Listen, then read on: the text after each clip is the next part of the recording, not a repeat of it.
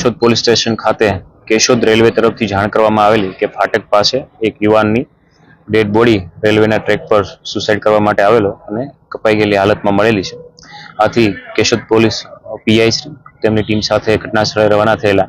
અને આ યુવાનના જે ડેડ બોડી છે તેને સિવિલ હોસ્પિટલ ખાતે લઈ આવેલા। વધુમાં આ ઘટના સ્થળેથી યુવાનનો મોબાઈલ મળી આવેલો। આ મોબાઈલ ચેક કરતા તેમાં એક વિડીયો હોય અને આ વિડીયોમાં આ યુવાને